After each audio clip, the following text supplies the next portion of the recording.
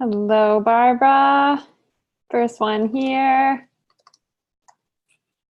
Hi, can you hear me? Yes, I can. Welcome. Thank you. We are just getting started. People are just starting to hop on.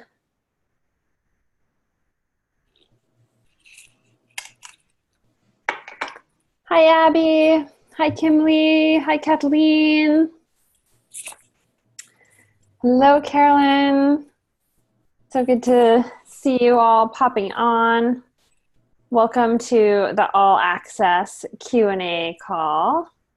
This is your opportunity for laser coaching and support no matter what you're needing today, thinking about the one next thing that's going to help move you forward in your business, that one thing that's going to help you to take another step, whether it's towards getting the next client or becoming more visible online, to helping with your follow-up, getting a talk out there.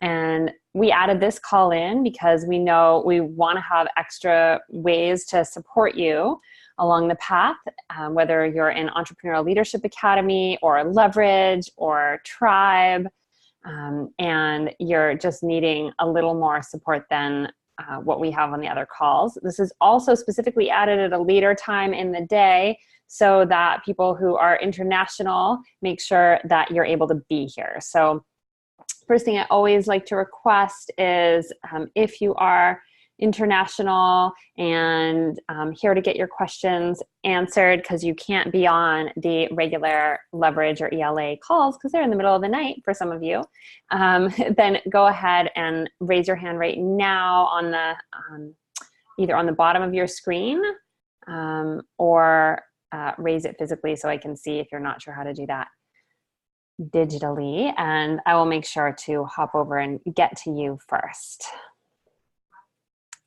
So welcome, ladies. I know you're just jumping on. For those of you who haven't met me yet, I'm Megan Neely, and I am the head trainer for Leverage, and I'm also the trainer for Lotus, our women who have been cultivating their businesses for a few years now.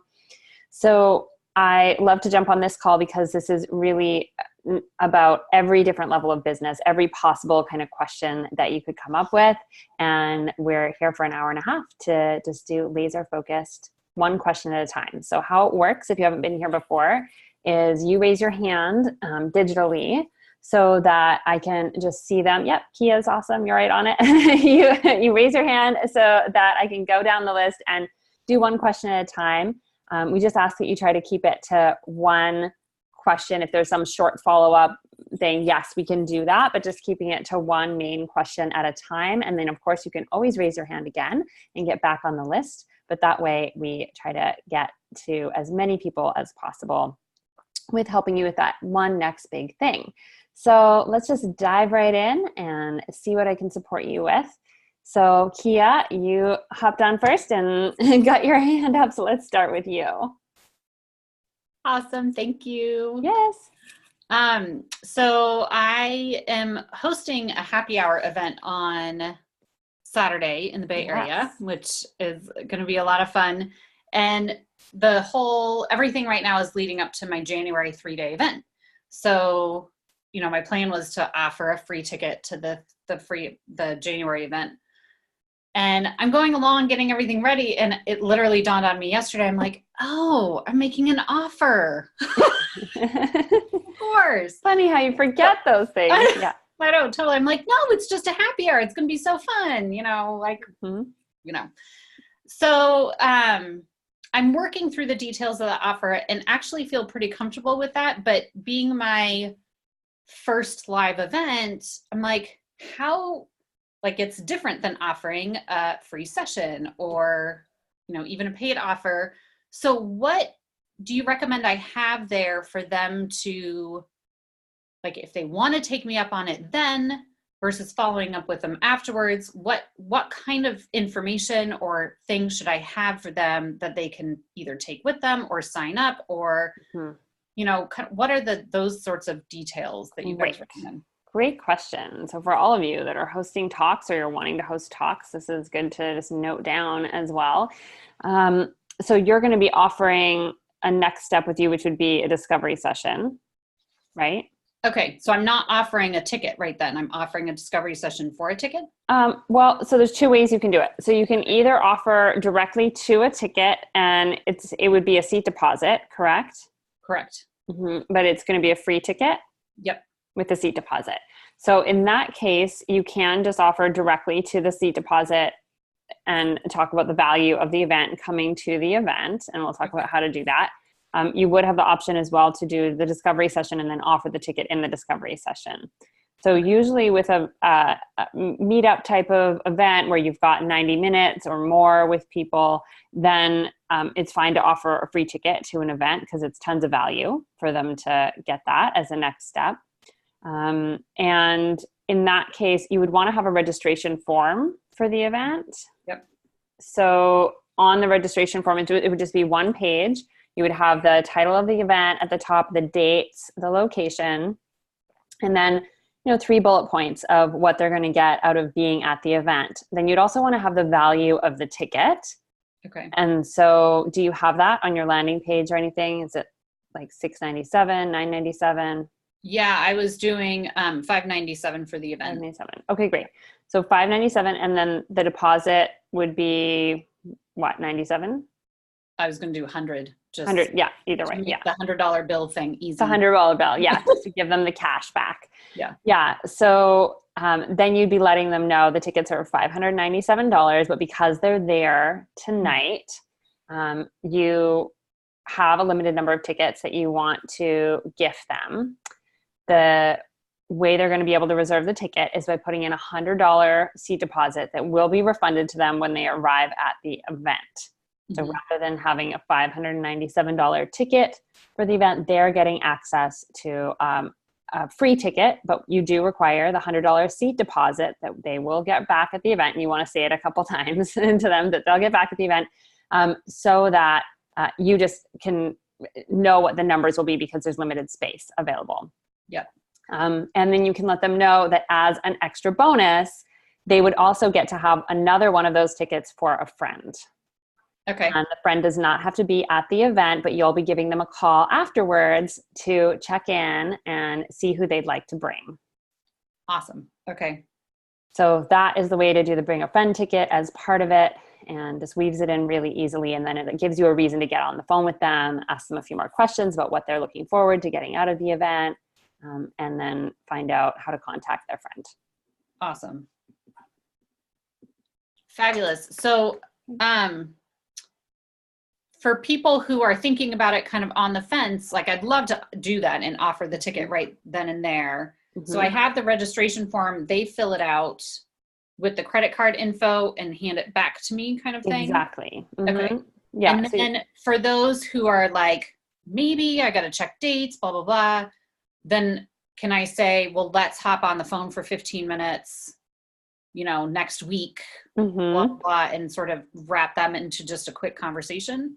So what you can do is get all the information, say, go ahead, fill in the form right now. Okay. And then just right at the top, like hold until whatever date you're going to get on the phone, and you make the appointments right there. So you open up your calendar, you have them open it up and just say, come see me. We'll find a time on the calendar to check back in. You can check your dates and we'll still hold this offer for you. Awesome. Great. Perfect. Yes. Thank you. Yeah, you got it. I'm excited for you, Kia. Thank you. Me too. Yes. And great example of you getting to weave this in, because I know you're doing it on the night before you leave for Hawaii. Yes. Right. So you're going to be near the San Francisco airport anyway. And so you're weaving in having an event in the Bay Area, even though you don't live here, because this is an opportunity for you to do something in an area that's like a bigger city than where you live. Yep.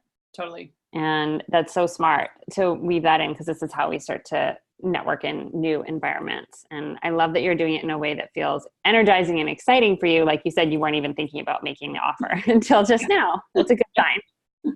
Yeah. That was the 2:00 in the morning wake up moment where I'm like, oh yeah, I've got to have something to give them, but I don't know what that is. Yeah. Yeah. Oh, Awesome. Perfect. You've got it worked out. Thanks, Megan.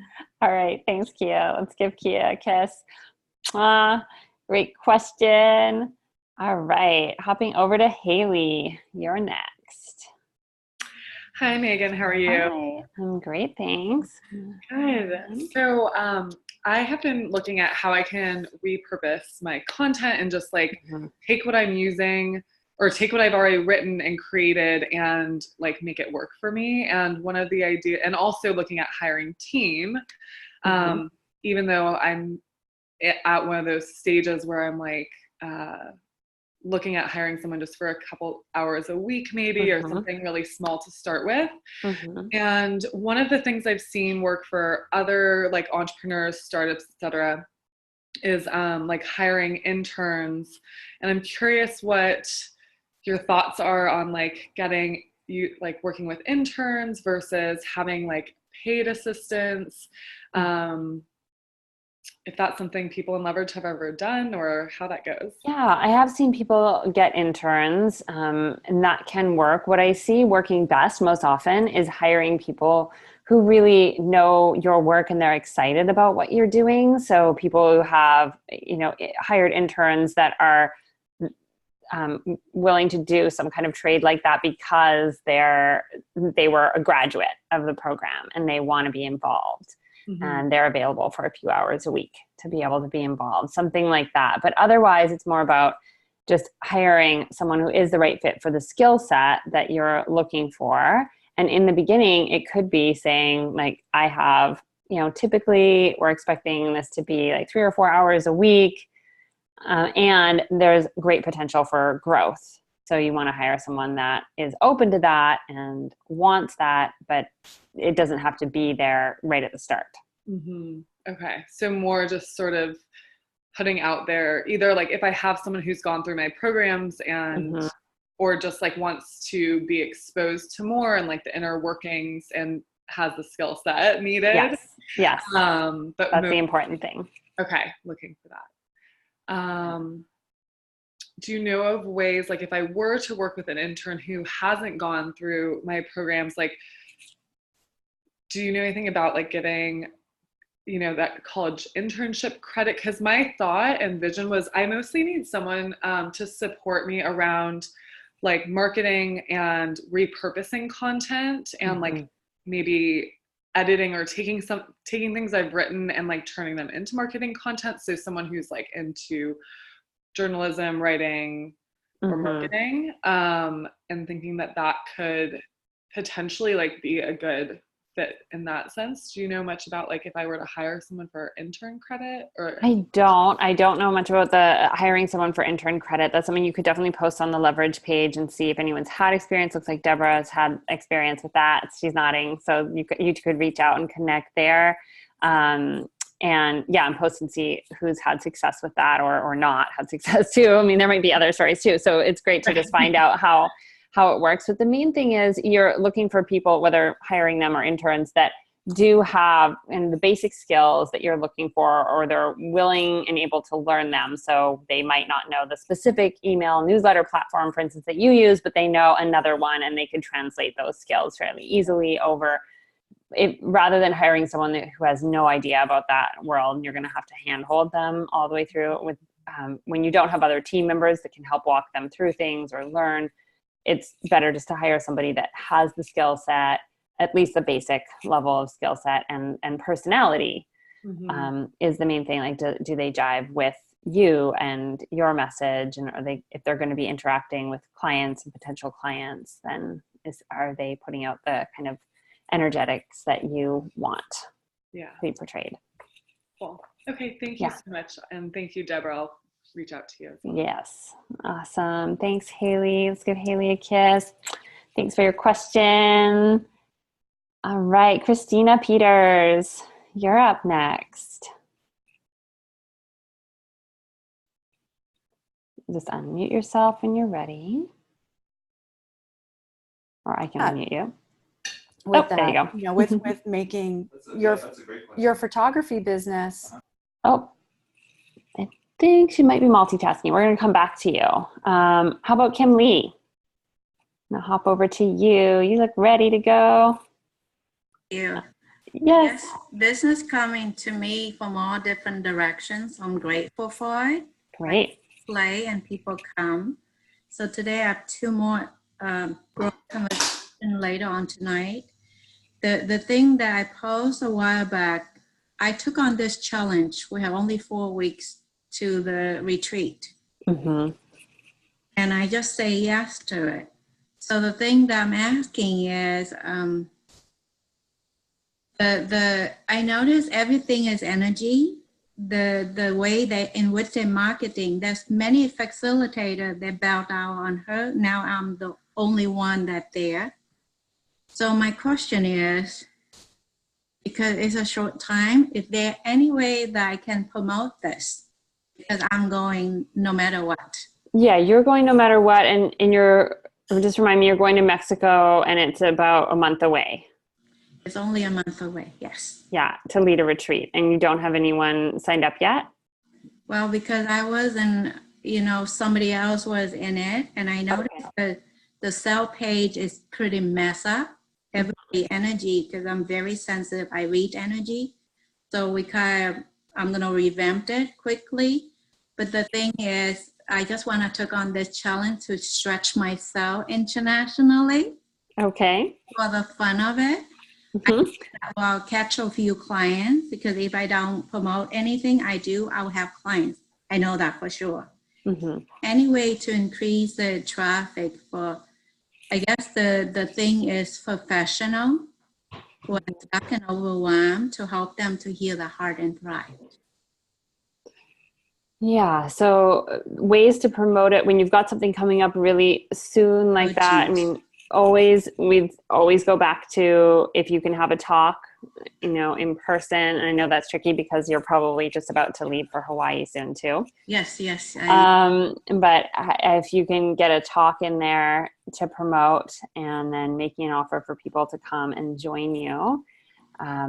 I would also say, while you're in Hawaii, one thing you could do to weave that in is like the gift of being away somewhere tropical and beautiful, to reset your nervous system, to reset yourself, to get out of overwhelm. And like, this is why you give yourself experiences like this, and why you're creating one for your clients next month. Okay. And do 3 days in a row of doing Facebook Lives related to that, and drawing people to discovery sessions for the retreat in particular. And boosting those posts as, boosts your ideal audience, that then they're getting a bigger viewership on Facebook. Great. So that I will do that. This is just a quick information. Mm-hmm. I noticed during the grow conversation, these people actually need my service, but it seems like they have multiple personality. 1 minute they said they have heartache, they need healing. The next minute they have something else.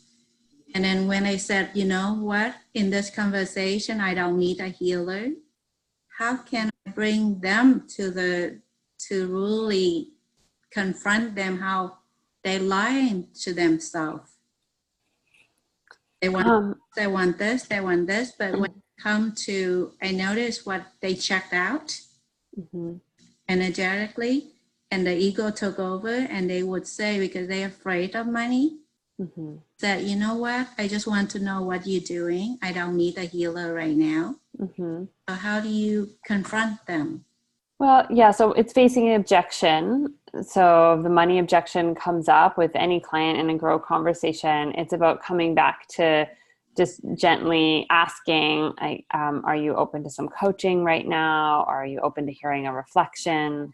That's always the first step, asking if they're open and if they're willing. And if they say yes, then you can say, I understand that, you came into the conversation saying that you really wanted support with this, or you wanted growth. And then there's this other side of you where you're not giving yourself permission to receive the support that you're asking for. So I'm curious what's standing in your way from being able to fully receive the support or the guidance that you said you were looking for. So then they can claim, well, financially it's just not possible for me right now, or time-wise it's just not possible. And then you can work with that objection to see, well, what would you have to get out of it to make it feel worth it for you? It's always the golden question to come back to. Like, what would you have to get out of this, whatever it is, workshop, training, program, session, to make it feel worth it for you? Perfect. Thank you, Megan. Yeah, you're welcome, Kim Lee. I love that you're stretching yourself and you're just saying, I'm just going to do it anyway, do the retreat, go for it and see what happens. And what you said is so true. I just want to make sure everyone heard that just by promoting this retreat, no matter who comes, how many come, people will see you and they'll get curious about what you're offering, and it'll give you the opportunity to have more clients. Yeah, it's funny. The blessing come from different angle, because wherever I show up, people just want to come home with me. Mm-hmm. So anyway, now I have clients from the New Zealand. I mean, these are my old clients. They're curious about my 1-year program to become the healer. So the thing is not too afraid to stretching. Mm-hmm. So because the retreat there, everything been paid for. All I do just show up and have fun. If I have people, I'll play with them. If not, I'm still okay. You still got vacation. Yeah. By doing that, it just energetically, the expansion happen. Yes. Business coming in from all different directions. So I'm grateful for that. Beautiful. Yeah, share with other sisters. Beautiful. Beautiful, Kim Lee. Thank you. Let's give you a kiss. Thank you for your questions. Yes. And Christina, it looks like you're back. I'm going to hop back over to you and unmute you. Maybe. There we Okay. go. How's that? Yes. Hi. Hi, how are you? Good. What can we help you with today? So I'm doing my first discovery sessions this week, actually, jumping right in. And I was going to start my little 3-month program December 2nd, but the 2 that I have willing to join so far want me to do it start in January because of the holidays. Mm-hmm. So I thought, okay, that's fine. I'll do that because no one else is paid yet. So yeah, well, that's great, because then you can have a start date that you're marketing for to bring more people in for January potentially. Totally. Okay, so my question is, should I make a landing page just to sort of have a place to send them, or because I was just doing this on Facebook. I've been doing so I did a 3-day challenge that led to the discovery sessions, and then the idea was to start like December 2nd. So now we have an extra month in there. So should I do a landing page, you think? So a landing page that describes the program for people to sign up for discovery sessions. Yeah, I mean, it's great if you can do that easily. You could also have it as a Facebook event if that's how you've been marketing it, just as here's the information for the program and the start time, and have the information on there. Obviously you have more control over a landing page, really making it look good and have all the bullet points of here's what we cover in the modules, and have a form right in there for sign up for discovery session. And then you could also have a Facebook event for the program as well. So I would recommend landing page as the number 1 choice. Okay, cool. Yeah. Right. And now you have more time. And so I think that's great that you'll be able to keep inviting people in. And I would recommend doing another challenge in December. Oh, yeah. Why not? Why not? You were going to be teaching them anyway. So why not just turn that time into doing another simple challenge and get some more people in discovery sessions. Definitely towards the beginning of the month, though. Beginning of the month. Okay. So, and then I have a live event that I'm trying to get butts and seats for that. That's actually the beginning of December too. So okay. I don't know if that's going to conflict. So is the live event then leading to the program? The live event is different. It's actually an artificial lighting workshop that's paid for. Okay. But some of those people, potential candidates? Sure. Yeah. Great. So then at that workshop, offer as a gift a breakthrough session. Okay. For people to be able to follow up, that they have to take up in the next week after the workshop from you and open up spaces on your calendar so that you can get them potentially signed up. And in that workshop, you can still be planting seeds for your year long. Yeah. Didn't even think about that. Okay. All right. That's awesome. All right. Thank you. Awesome, Christina. Thank you. Let's give you a kiss. Mwah. Love everybody's just laser focused today. And Abby, you're up next. Abby Gibb. Hi. Hi. Hello, everybody. It's exciting to be on the call. It's my first one with you, Megan. Yay. So super, super rad. Hi, everybody. Okay, so I just was looking for a little bit of insight, Megan, because it's kind of this like balance between sales, right? And doing that sales piece plus the promotion piece. I'm just kind of balancing them. So after my conversation with you, a great coach, I went out and now I'm like Uber sales, right? And so I'm almost nervous that these people are all going to say yes because I don't think I have enough time. In the meantime, I want to be continuing to promote the speech and getting on a podcast tour and kind of growing visibility as sort of the pre-launch to the course.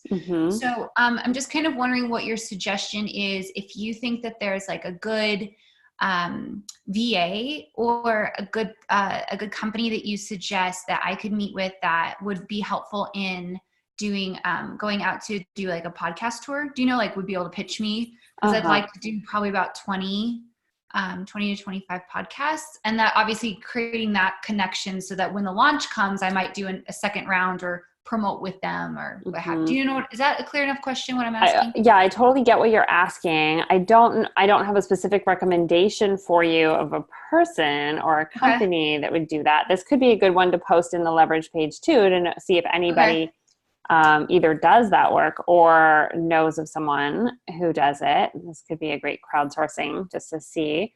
And, you know, what I've seen really work in particular with podcasts is sometimes someone PR or a VA reaches out and does that work. And that can be fine. But I also know from all my training in podcasting that podcast hosts they give preference in many cases to people who have some like personal reference to the show, why they think it's going to be particularly good. So you've got to find someone who's willing to pitch in that way, that like, this is why you're so excited about it and why you want to be in it. But that's what I was asking. Like, this is not a blanket pitch. Right. It's not just sending a form letter of applying to everybody. Yeah, exactly. So having somebody send, and for anybody who's thinking about being on podcast, whether you're reaching out to someone yourself, make sure you listen to the show first, and then you're claiming like, oh yeah, this is something I could add in particular. This is how I could add value, and this is why I love this show. Yeah, it's obviously, given what I do for a living, like I can write, like I know how to do the pitch part. I'm just actually looking if there's like a VA that number one is understands that process. And then number two, if there's somebody that already has quite a few like personal connections, do you know what I mean? Like is a podcast pitcher. But, and then the last piece, so I'll go and ask that in the group. Thank you, Megan. And then the last piece with that is, and you mentioned it before, but for someone like me who lives in a smaller town now, and also is going to be on the road quite a bit, I was looking at more like joint webinars with larger audiences and podcasting to kind of be more of my, pre-launch strategy. Yeah. Do you have any other suggestions for that besides, I'll have like maybe 2 in-person events that we've got scheduled, but you know what I'm saying? Just anything that you think is a more effective way to do that. Yeah. So getting to have that broader reach without you flying all over the place and doing realistically is not, with the schedule I have before the launch, is just not realistic for me. Yeah. So yeah, definitely podcasts and being on joint webinars works really well. The thing I would add would be in people's Facebook groups. Okay. So finding people who have larger Facebook group audiences that are willing to have you in as a guest. Yeah, like a guest webinar where I teach. Exactly. Cool. And where you would teach to their group directly. And does that typically, just to let you, sorry, this is my last piece. Do they typically expect to have, an affiliate percentage as a part of that experience? It's fine if they do. Yeah, so usually it would be an affiliate agreement to say they're going to get a percentage of anyone who signs up when you go in and do a joint Facebook Live like that, unless you're doing a trade and you both had bigger groups and you just say, yeah, you come in on mine and we'll work it out for a time. And sometimes people do it that way too and not. I was already going to do that with one person, but okay. Yeah. So teach live to their group. Okay. Yeah, those are the main things I would think. The other thing I've seen people do similarly is having affiliates. Like you could talk to Selena Gray, the money boss in Leverage, in Lotus, and she's done this with Instagram influencers and reaching out to people who have really big followings on Instagram so that then they can post and share things in their stories and share posts. And again, it's an affiliate commission with people who already have big followings and they're just excited about what she's up to. And so, and I've done some of that partnership as well because I have a podcast that I've brought on influencers like strategically knowing that they have big followings and then ask them for interviews and then they market out to their communities as well. Cool. That's actually that's super, super helpful. And I'll reach out to Selena. Yeah. And I would say that, yeah, you're welcome, Abby. And I would say that for you, ultimately, having something like a podcast is like, that would be really helpful. I know it's not a quick strategy. That's a longer term growth piece, but that would be an area where you'd be able to be in control of that. So then you can be inviting people on, they're promoting out the show and you're getting to share your message. It's just such after the, I'm just trying to one at a time, but yes, I already know what the podcast is, and it'll be this TED Talk in January. It's gonna share your shit, and that's the podcast as well. Awesome. So it will launch. It's just I'm just trying, one piece at a time. You know me, and I want to do 100 at once, and so I'm really trying. Yes. Yeah, you got it. Just one piece at a time. But I miss having a show. So I agree with you that's kind of that leverage is a natural next step for you. Mm-hmm. Yeah. Thank you for that insight, Megan. Yeah, you're so welcome, Abby. Thanks for your question. Let's give you a kiss. Mwah. And let's see who's next. Kathy Smith, you are next. I'm gonna unmute you. Hey, Kathy. Hi. Hi. So I am ready to offer Facebook signature talks. Mm-hmm. And I just wanted to get some clarification about what exactly I'm offering. Okay. So I work with people 50 and over to be strong and happy and healthy. So I'll be talking about the results that they'll be getting through the 6-month program. Mm-hmm. And I have PowerPoint slides that I use in my signature talks in person. I'll be using those as well. But do I end up offering them discovery sessions or do I just have them sign up for the program? So ideally, anytime you do a signature talk, whether it's virtual or in person, then offering the discovery session is the easiest next step because people don't have to put down a card or make any financial commitment. They're just jumping into the conversation with you. So because they're only with you for a short time, as you would be in a talk like that on Facebook, then it's better to just directly offer the discovery session. And then would I tell them that it's worth X number of dollars? Mm-hmm. Yeah, you can give it a value assigned to that, like a value of a private session with you for the next, whatever that is. So sometimes people say it's like, $397 or something like that. And then the important thing about that is you're offering it as a session with a certain title. So do you have a title for your sessions right now? Just my discovery sessions? It would be a balanced discovery session. balance discovery. So yeah, so it could be the balance breakthrough session,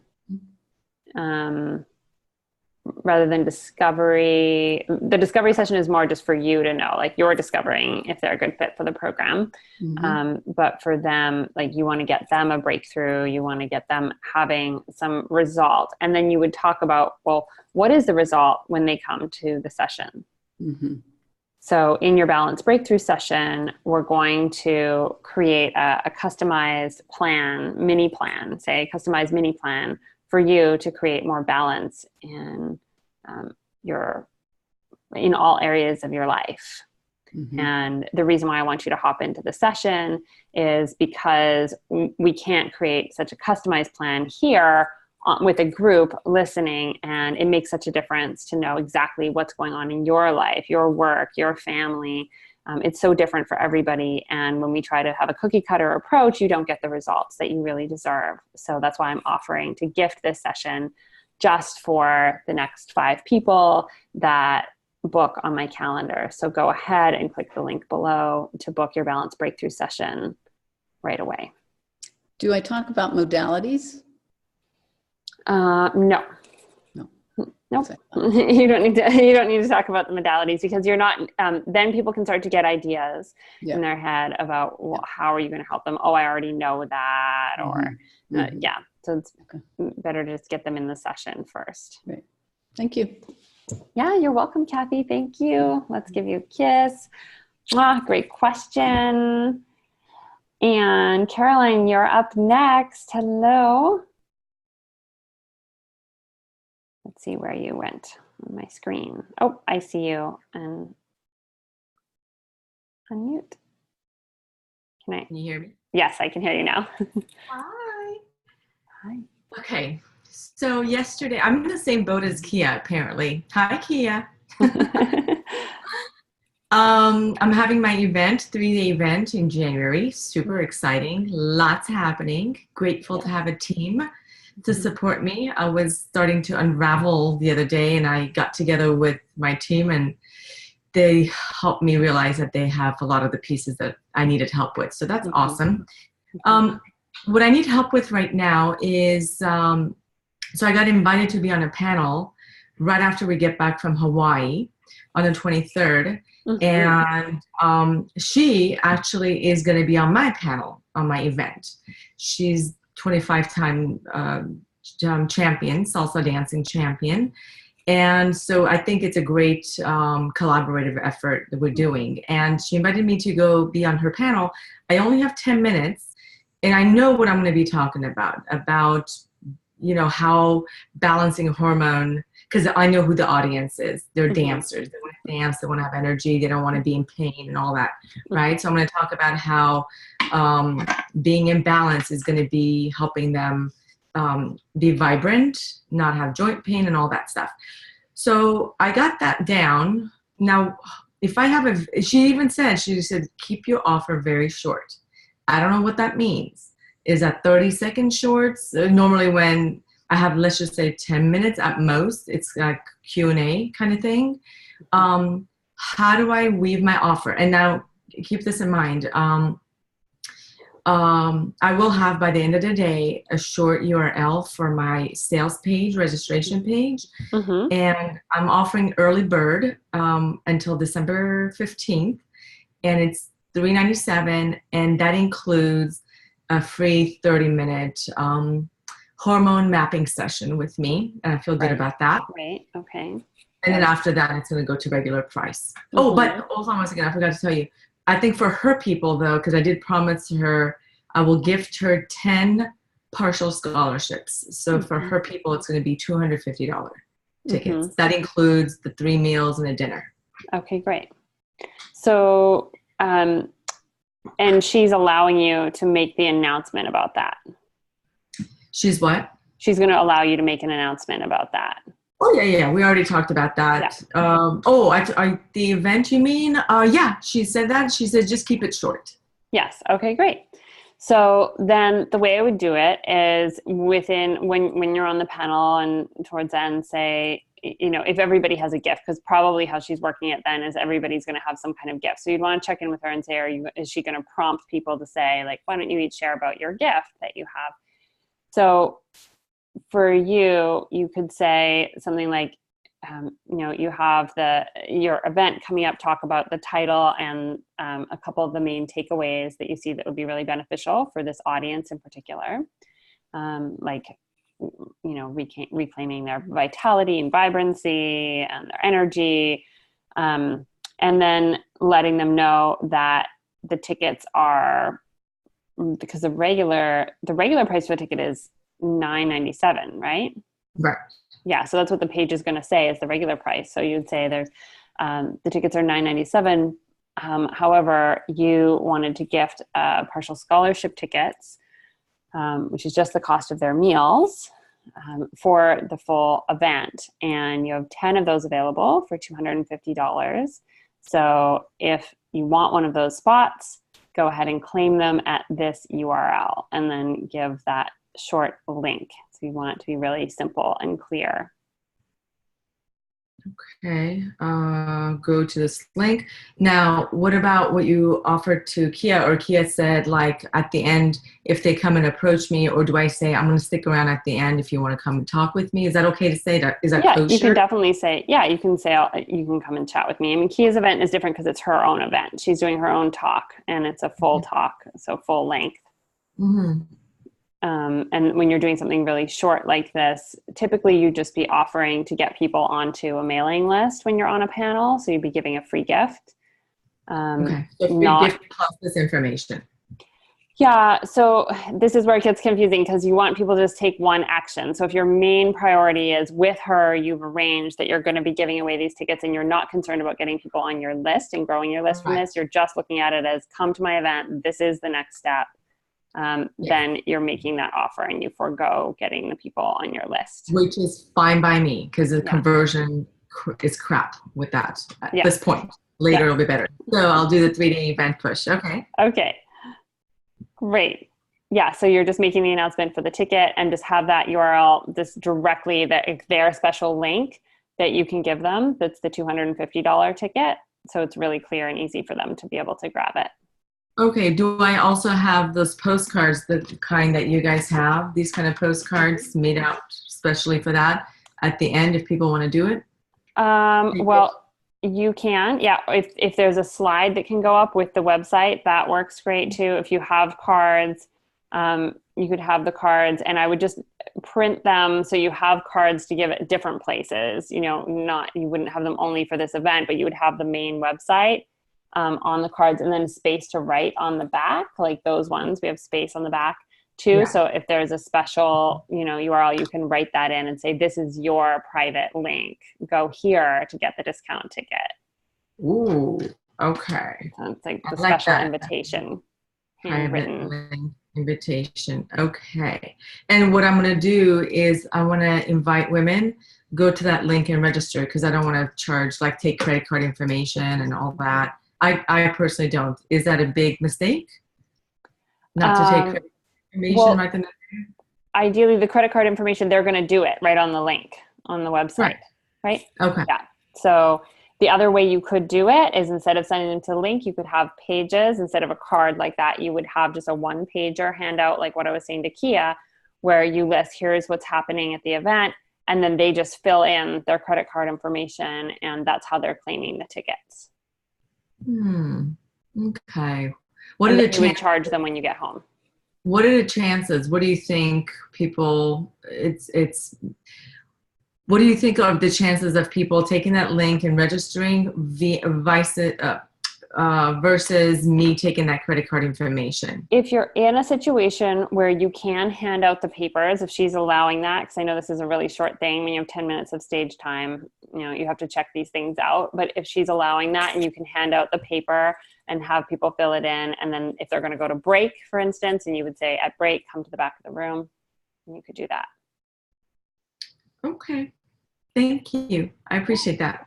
Yeah, you're welcome. All right, let's give Carolyn a kiss. Love hearing about all your events and all the ways you're stretching into more visibility. Yes. All right. And how about, let's see, Vaidehi, you are next. Hooray! Yes. Hello. Hello. So I kind of have two questions and I want to pick one, but need help picking which one.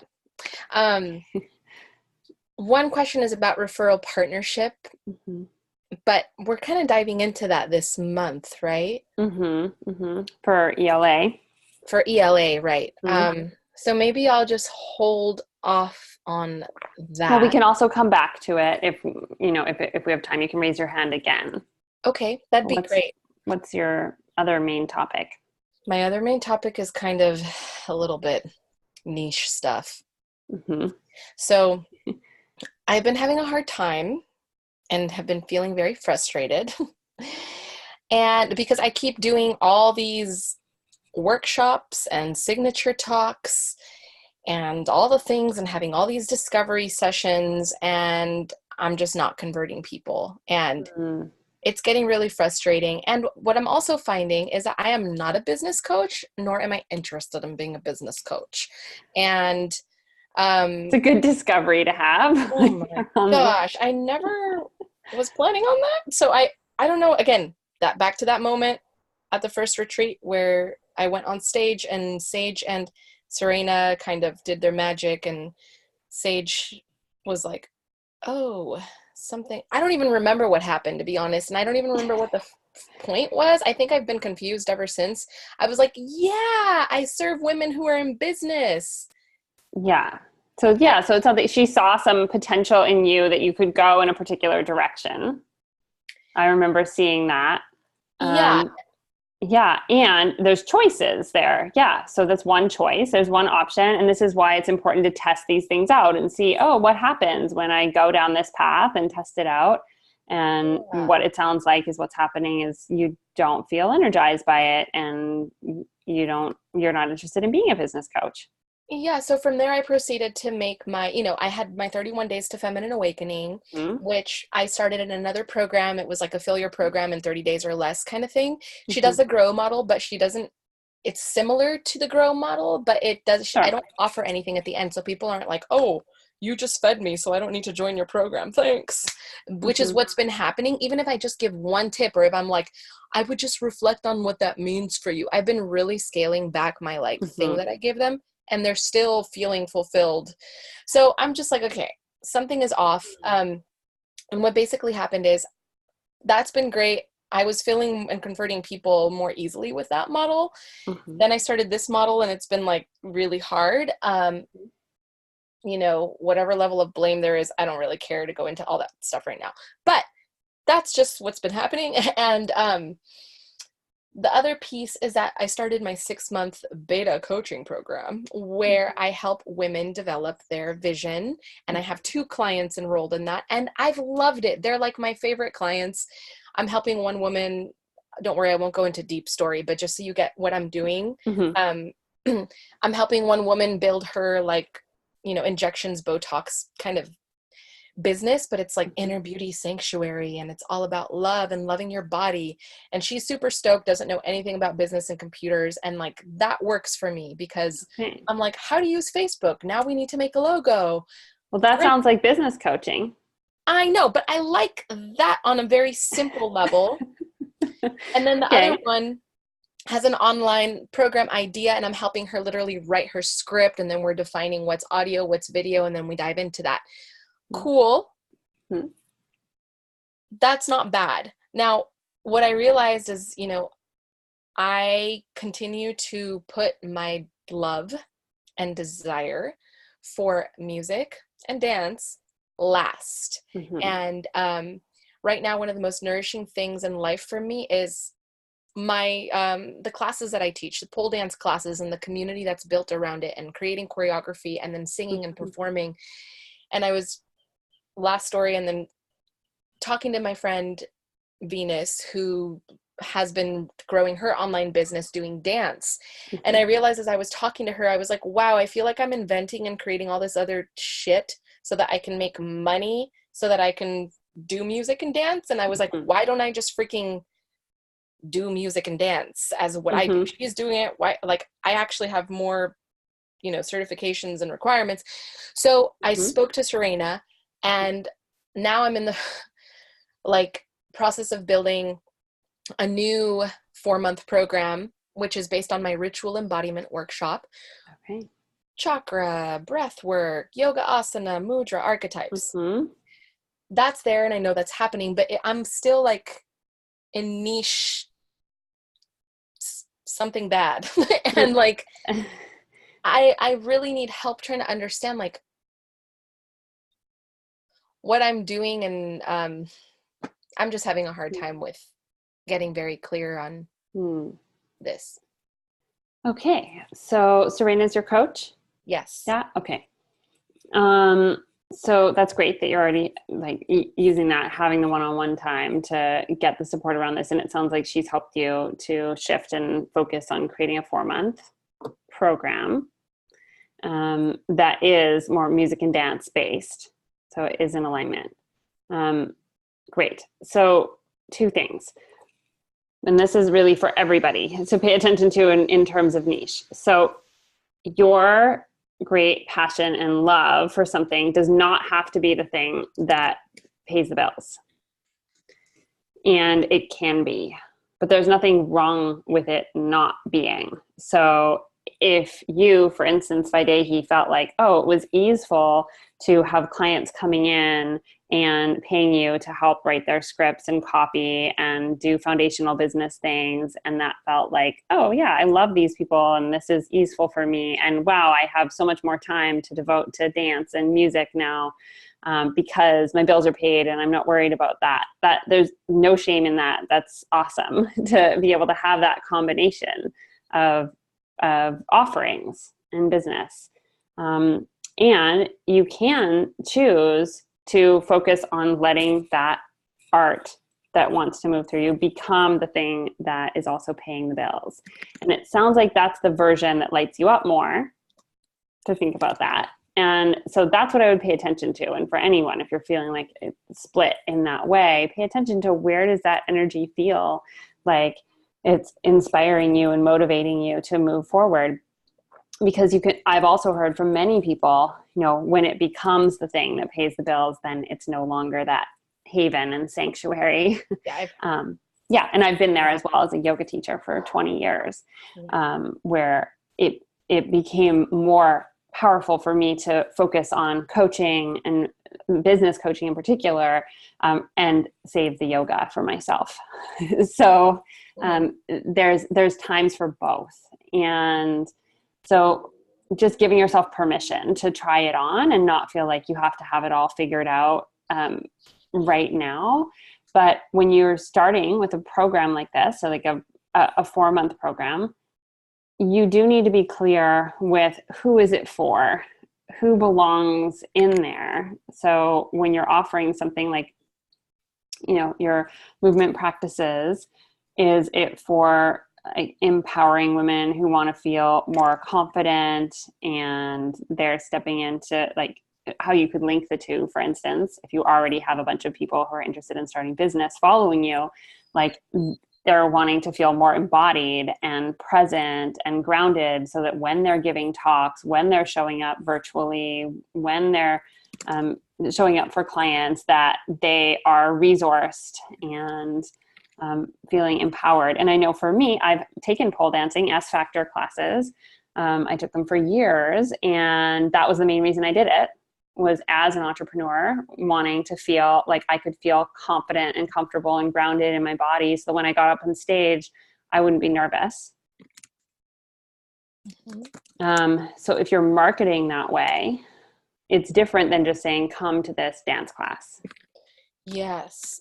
And so as for people like coming to me like crickets, it's been really kind of hard. I'm like, what the hell am I doing right now? All this energy is being outputted, but I'm not getting the clients, and which is why it's caused me to have these questions. But then also people who have joined my 31 Days to Feminine Awakening, several of them have given me feedback that, oh, we would have loved more movement. we love a program that has more movement.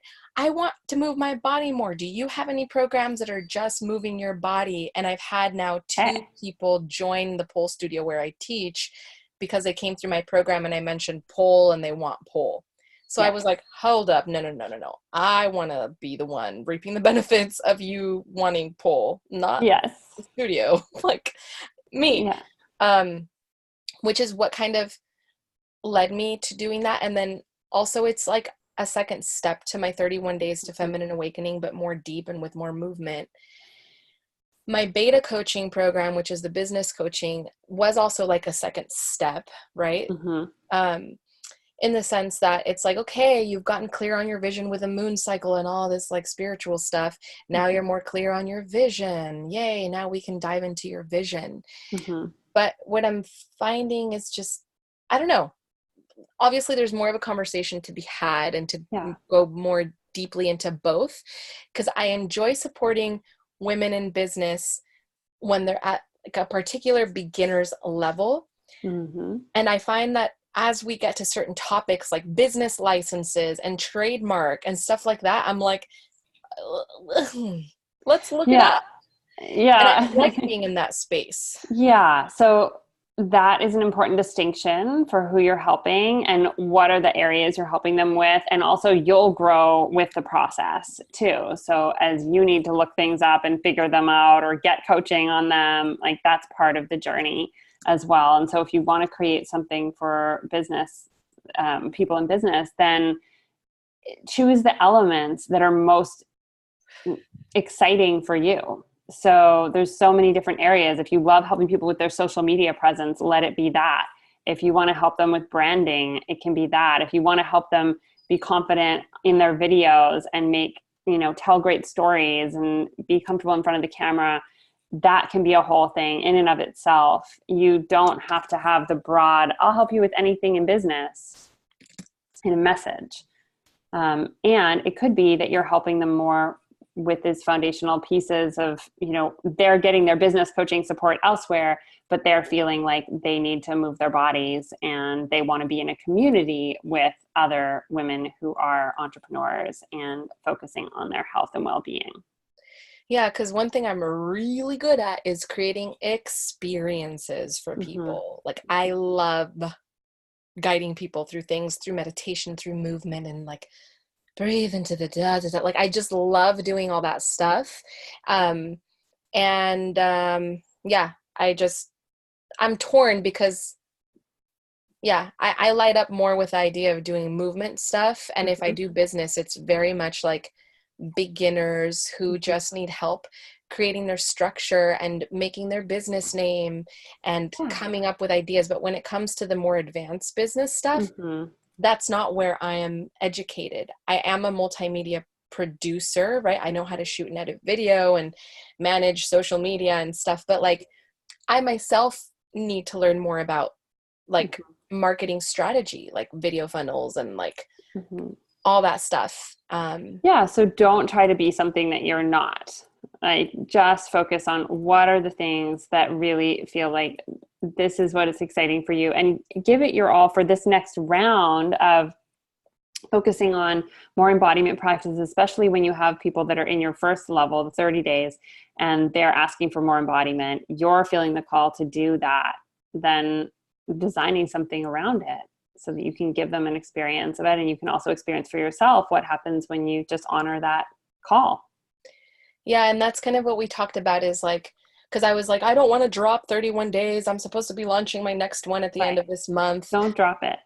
Well, and then Serena was like, you should just focus on your 4-month program and making your videos and launch for that. Because the idea is I want to launch in January.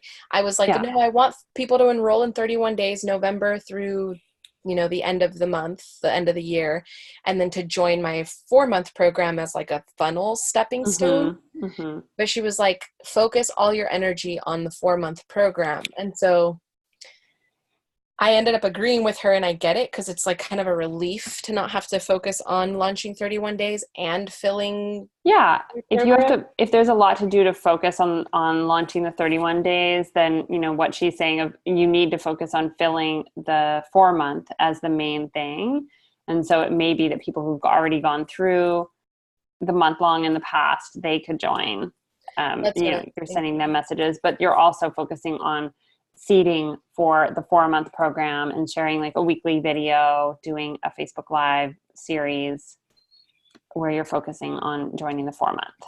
But that's what I would say for right now. And, I've got to move on because I've got lots of questions, but this is... Last thing I wanted to say is like from there, I could perhaps, bring people to my 6-month coaching program in business once I get to know them in those 4 months if they have visions they need help with. So I don't throw that away, but like try a new avenue. And this is where you're just testing it out, like giving yourself permission to test out these things. And we don't know until we're in something. Like we all want to know in advance, like have it all outlined and be perfect. But then you show up and you're like, oh, that actually didn't feel very fulfilling. And so what could I do now? And give yourself permission to find those things out. And don't be so like, it's carved in stone. This is what I'm doing. Yeah. Yeah. Think you, Megan. Yeah, you're welcome, Vaidehi. Mwah. All right, Deb, you're up next. I think you're still here. Yes, okay. Yeah. Now I can hear you. Hi. Hi, can you hear me? I'm in my car. Yes. I'm not driving though, don't worry. Okay, so my question is on hiring and team. This is something I've struggled with for years, and I really feel like it's the piece that's holding me back because all my ideas, all my vision, I'm a visionary. Like it's the piece that's holding me back. So, I haven't had success so far in finding the right people. I've hired some people that have not worked out. And I'm coming from about 15 years in a model of basically, so in what I do, I teach all over the world and I have for 15 years. However, the model of that has been there's a host there and they are the one, they contact me, I'm under contract and I get to go and basically what I love about it is I get to focus 100% on my content and the people and showing up and doing the best thing. They're the ones that handle all the registration, all the enrollment, all the marketing, everything. I mean, I help with the marketing. So that's what I've been working primarily under for the past 15 years. And I'm trying to make that switch where I'm hiring my own team and producing my own events. I have produced a lot of events in the past, like 10 years ago, 5 years ago, and I don't actually like it. It's so much work and it's all the stuff that I don't want to be doing. So I'm struggling with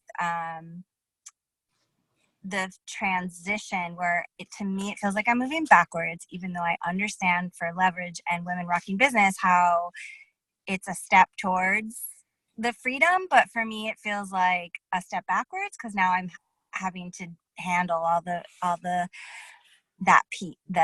logistics, and it's basically I've had to let go of a couple retreats in the new year that I was planning on doing just because I don't have the infrastructure. The people I brought on are not the right people. I thought they were, but they're just not doing their job at all. And so I'm back to square one with the hiring, and I'm just starting at like even just admin. And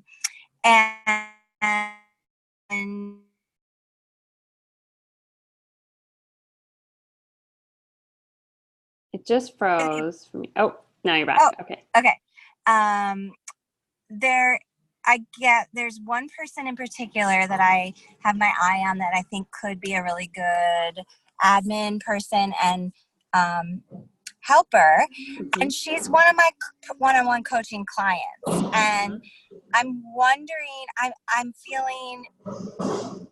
of course there's a huge tow truck that just came right behind me, sorry for the noise.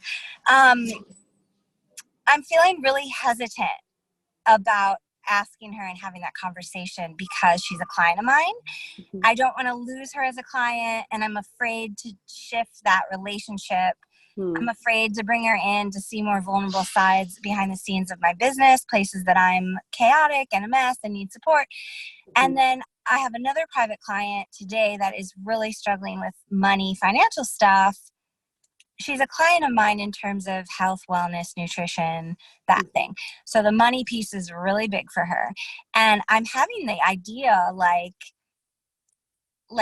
she's really good at admin stuff as well. And so should I offer some sort of like trade or some way, like some avenue for her to make an extra couple $100 a month that she could then invest into her own coaching with me? But I find myself really, really, really hesitant and like a no to hiring my clients on the team. So here's what I would say about that. In Women Rocking Business, Serena and I were both clients. And we started that way, and then Sage saw the potential for more. And the important thing about bringing on a client is that you've kind of completed the arc of what they're wanting to get from you, so that they're, in both of our cases with Serena and I, we'd completed our programs and kind of what we wanted to get support with. So you weren't a current client and also on the team. Right. So I had completed, and Serena completed as well. And I think I started with some little things, and I think Serena did as well, as far as like staffing at events and just help out little bits of things, but not like fully being on the team until client was completed. I had the same scenario where my assistant that I've had for 3 years also started as a client, and I just saw that potential in her, and I saw how much she loved she loved what I was up to. She knew what I was up to. There was alignment there. It was easeful, but I also saw, what she was great at, and it was just an easy match. She did stop being my client from that, but I would say like the benefit to me was far greater than just having her as a client, because now I had this person who's been so devoted and amazing support all these years. Right. Neither one of them are at the position that I feel like I would want them to stop being my client. We're making progress for sure, but definitely there's lots more goals to where they want to be. So I don't want to lose that client relationship. Yeah, it's not that you have to. It just so happens that in all our scenarios, that's how it happened. What I think can be challenging is when you're in leadership and you're showing someone all the behind the scenes of something, like a program that they're in, and then you're seeing like, oh, they didn't, here's these client payment issues of the people who are in the program that I'm with. Like those kind of things get messy. So it depends what you're having her come on for. Yeah. Like if someone was coming on for client care and that kind of support, it's good to have some separation. Okay. But if they're coming on for things like maybe more on the site event kind of support, because the benefit is because they've been working with me for so long, they're living the transformation, they're in it, and so they can speak more to that. Like they're a really good voice for exactly, this works and that whole thing. Maybe I could find a role that is not just airing all my dirty laundry and giving them all the stuff that's okay. And you don't have to be in that kind of position with a team member anyway. Like the major struggles that you're having, like you could go to a mentor or coach for support with, or a sister who's in leverage and you're doing your spring cleanings. It doesn't have to be with your team member. Right. And then I'm feeling myself extremely frustrated and overwhelmed and overworked because now I'm back to square one, having to do all the admin myself. And like my whole weekend was spent doing that, and I was literally in tears, and my boyfriend was like, this is crazy, like you should not be doing this, but there was nobody else there to do it. And so I'm really at that breaking point where I see that I can't move forward. It's not even like my calendar is booked, there's events happening, but in terms of being able to successfully run those events in the way that I want is I need the team. And so I guess I want some suggestions of like where to look. I know you've suggested virtual reality people. Do you find that it's helpful to find people in their industry? Like within what I'm doing, I really need someone that's like connected and committed to, you know, feminine embodiment and the yoga, dance, priestess thing, but also the work ethic. I guess I'm having a hard time finding the women who are in alignment with my vibe, who have the work ethic and the business skills and the follow through for the that technical piece. And it's literally, I can't even tell you the number of applicants I've gotten that have made me videos about the moon and the cycles, and I'm like, that is not what the job description that I outlined is, you know, like, so if you have any input, or if anyone on this call has input about like where to find the women that are in alignment with that vibe, that really are all about that transformation and feminine embodiment, women's, you know, power, but actually are trained and have the skills in the marketing and the tech and the website and the database and all of that. So I guess the one piece of advice I'd give you there is they don't necessarily have to be like, you know, following the moon cycles in their life and focused on that and doing rituals and all of those things to work for you.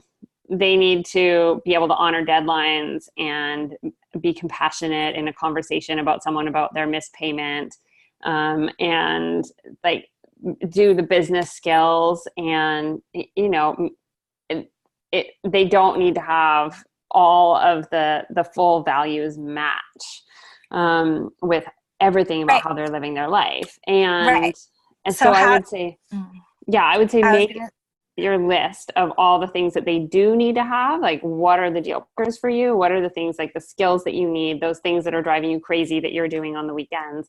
Like, you have all that listed out. Then share that share it on Craigslist, share it out on your Facebook posts, and say, this is who I'm looking for. People can recommend people to apply for you, and then having some conversations that way. But you might start with the people that you're working with, of saying, like, getting started with giving them, you know, a few hours a week. And always with whoever you bring on, you're doing a testing period of, say, for a month or 6 weeks, 90 days even, that you're just testing it out and seeing if you're a match.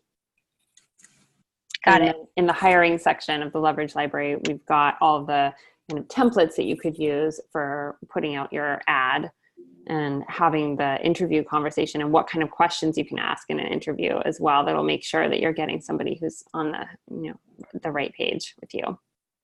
Okay. Yes. Normally, how long does that process take to find your team? It could be just, the whole team. I would just say starting with one person at a time. Like, start with one person. It might take a couple weeks to put those ads out there, have conversations with people. Okay. And, you know, and it can take a while. I mean, I've seen with Women Rocking Business as well, with certain positions, you know, going through a few people to find like just the right person for the job. So there's nothing wrong with that either. Okay. Yeah, it doesn't always land on the first try. Thank you. Yes, you're welcome. Let's give you a kiss. I'm going to keep moving with questions and laser focus now to try to get everybody in here. So Kiralani, what do you got?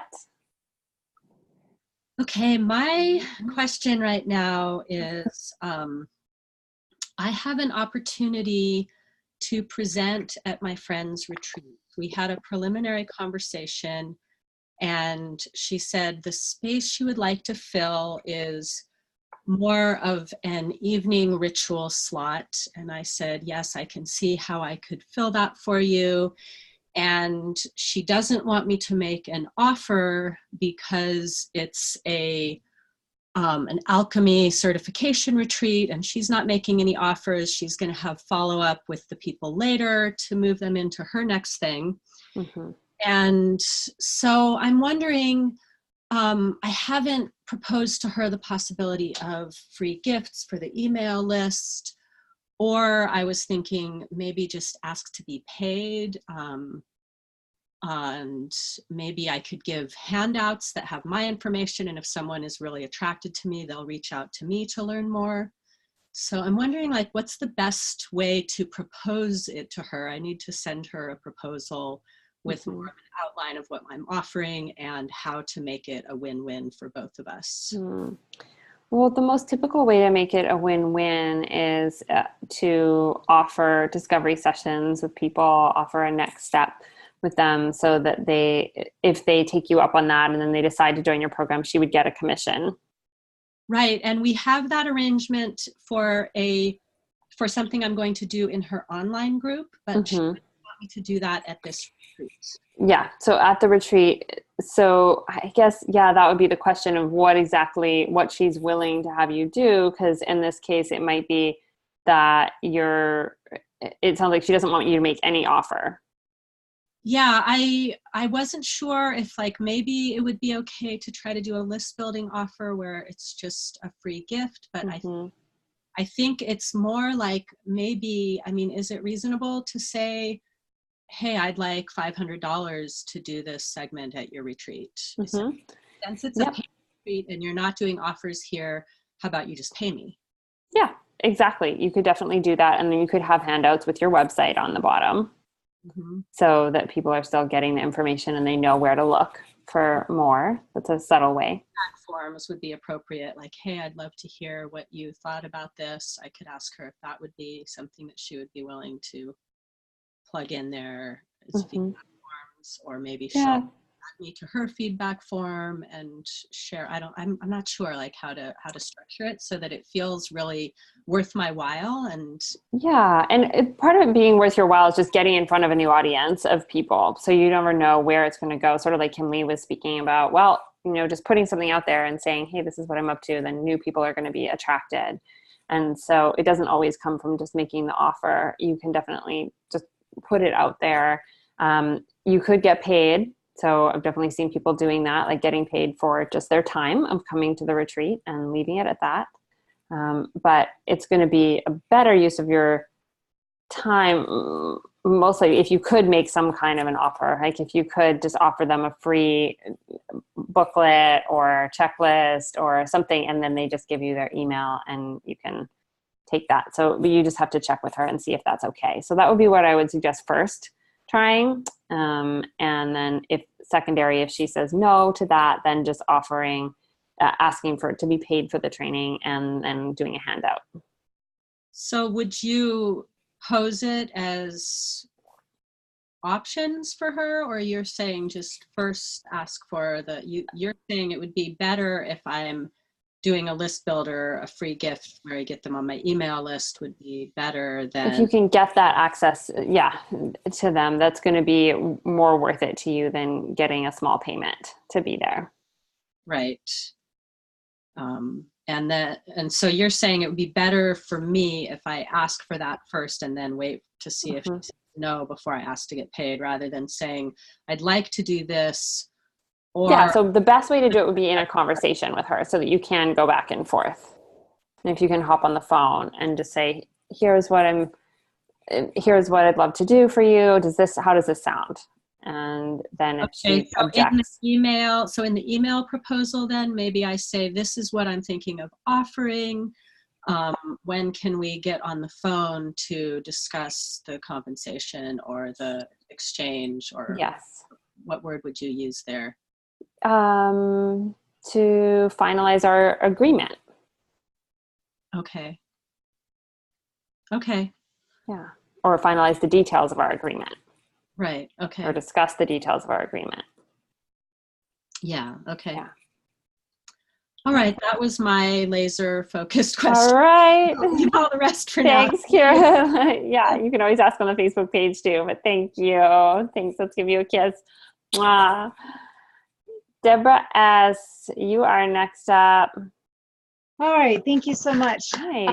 This has been great. I've been filling another yellow pad of paper. I see you writing. Yes, I've seen you actively I'm like, oh, I got to grab that one. Okay, so thank you, ladies before me, because many of the questions you ask also layer in. And so what is before me in the short next few weeks? I've been working diligently to create micro opportunities for doing my signature talk, which is brand you. And so Deborah's my main coach. So she had me reached out and connect into my database to have my clients invite their clients to host we're calling it a pop-up event, right? Mm-hmm. So very low cost, easy, maybe bring your own lunch kind of a situation. Mm-hmm. For some of the people, I'm not having to, like, they're hosting the event. So we're working out the perks. So here's my question. I have a few of these on deck, and hey, so I've done meetup meetings in the past. So the first lady that talked about the meetup, right? Where I've hosted meetup meetings, I've done the no charge meetings, if they're free meetings, you do a presentation, and I've gotten like that seems to fall flat for me when I'm not charging for something, right? When I launched the brand you, I actually had a pretty decent ticket price. I did a 5-hour workshop. It was blended with my content. So my question is, the fact that I'm reaching out and I want to make sure that the ladies that are coming actually show up. And I know that sometimes a little skin in the game, even $20 for a little something can help fill that room. So that is my question. When I'm doing these pop-up marketing events, so one lady wants to go through my program and she's reaching into her network. I'm going to also invite some ladies to attend this pop-up event. So it's a mutual get butts in the seats.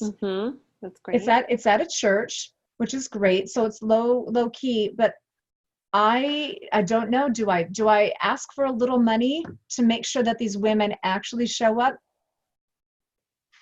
So yeah, I've done lots of events both ways. The reason why we recommend doing the free events is just to have no barrier for people to be able to say, yes, I'm coming. And of course, I've faced the same thing of having people with no barrier. There's also no skin in the game to attend.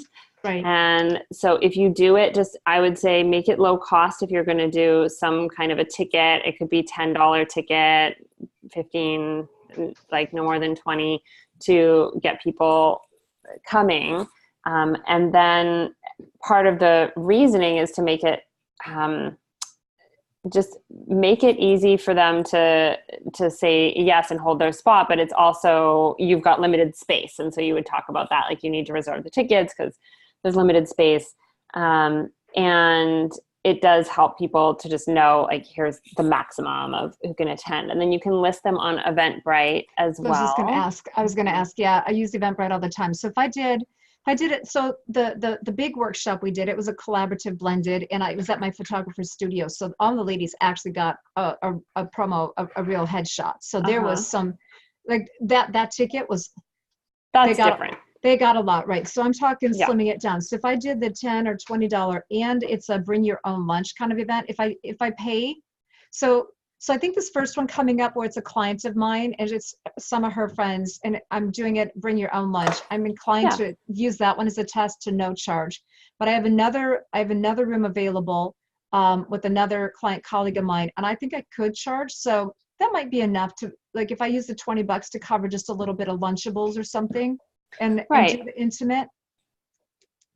Yeah. And, I just hosted a talk earlier this week myself, and I did the selling tickets. I did $10 tickets, which is unusual. Usually I do free, but I have been having trouble in San Francisco with that is not working as well as it had in the past, like in Santa Cruz, same down for here. instance. And so, but what I found was it actually didn't make a difference. There were still people that bought tickets that didn't show. Interesting. So it's still not enough skin in the game, because when people are like, oh, $10, and they just like, I'd actually rather stay home tonight or whatever, something comes up, it's just not that much of a difference.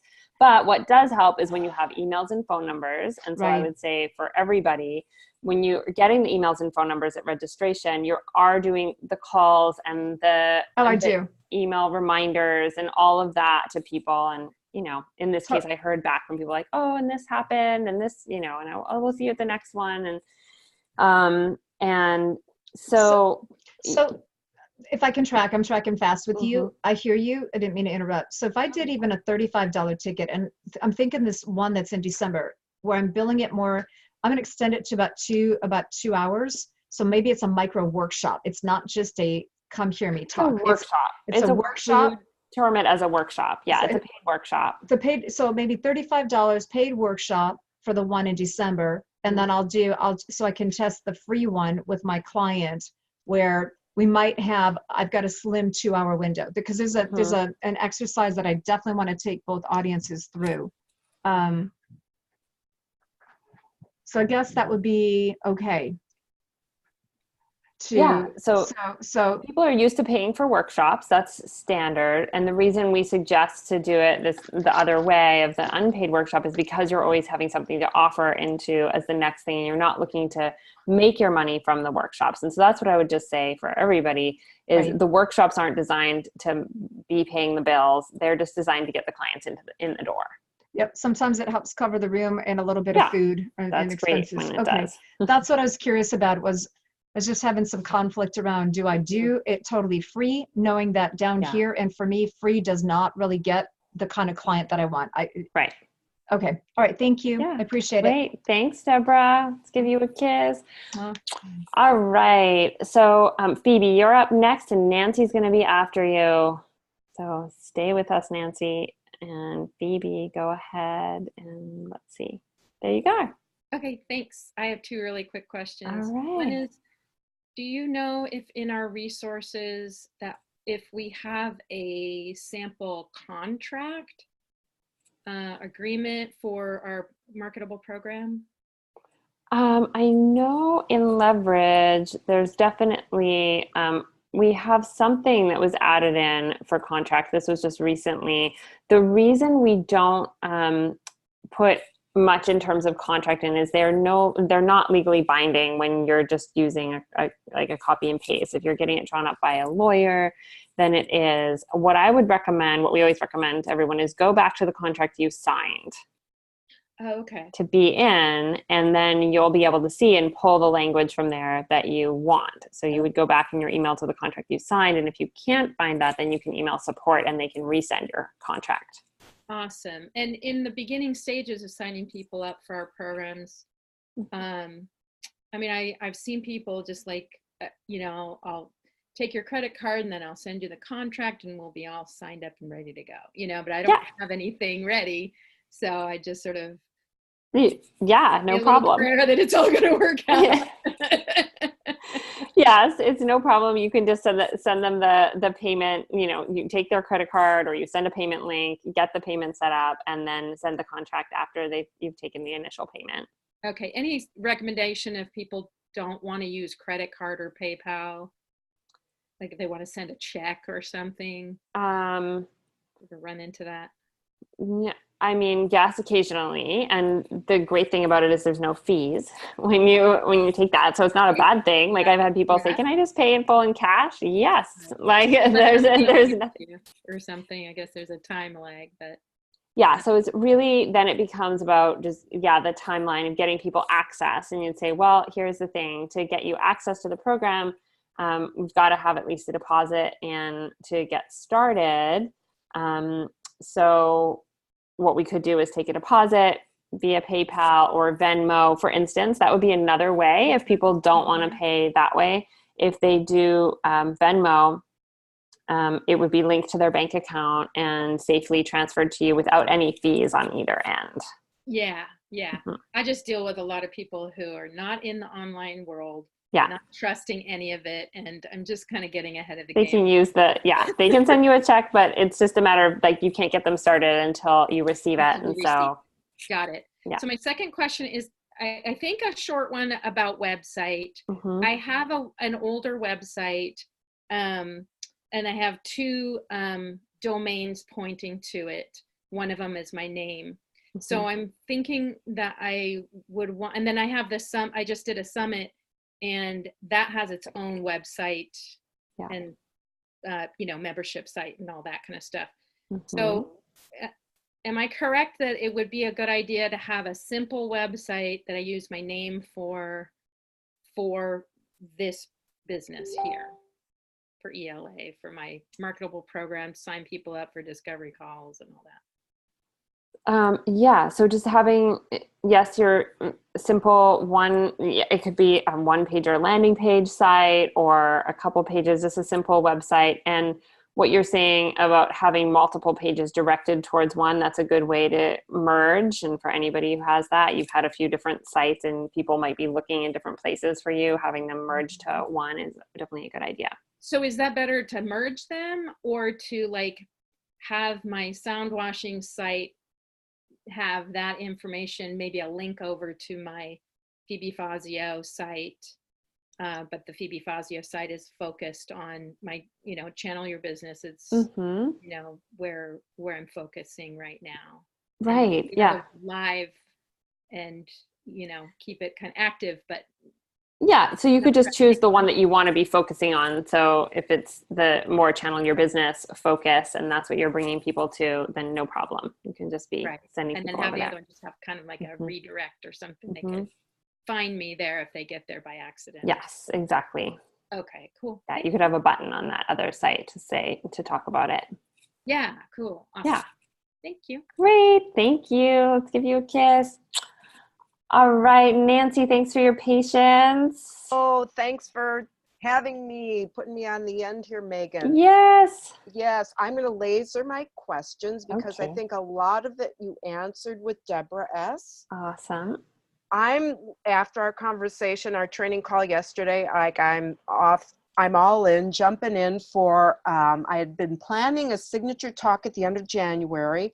Awesome venue. Like I have the best turnouts at this venue, but it's expensive, right? So I'm thinking, and I get your input on this, instead of a signature talk, as Deborah was doing, to make it more of a paid workshop, because here in Edmonton, too, everything I've gotten from other people to free is no skin in the game.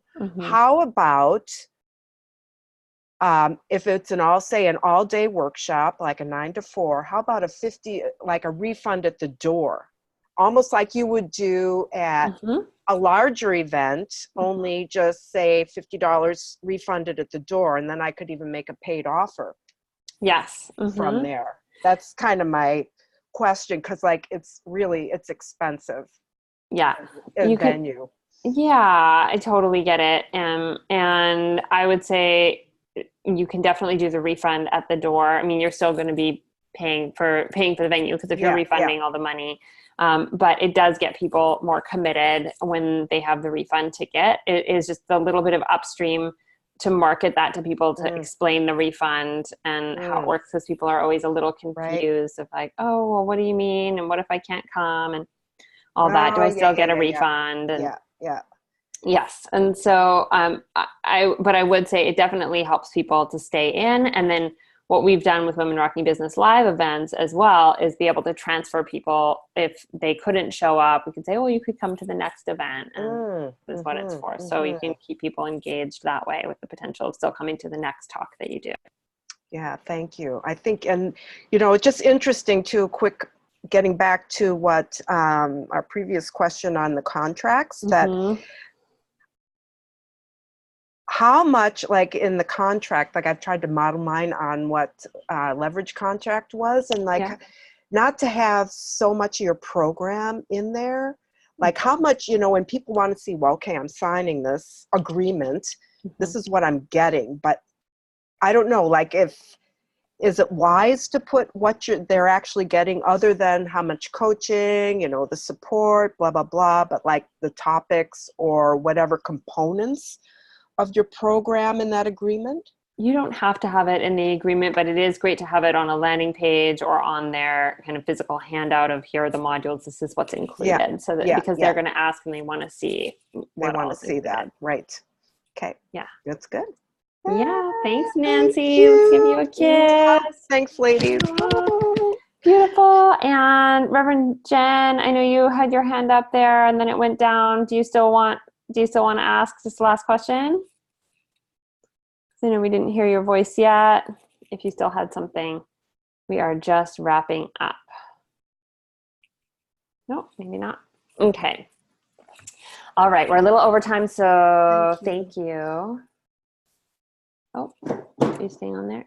A little over time, so thank you for all hanging in there, and just give yourself a moment to tune into what is that one next action that's going to bring you closer to the bigger vision that you have for your business. We can all think of the long to-do list, all the possible things to do, and it is so important to just get to focus on just what's that one next step that's going to be the clearest accelerator to move you forward.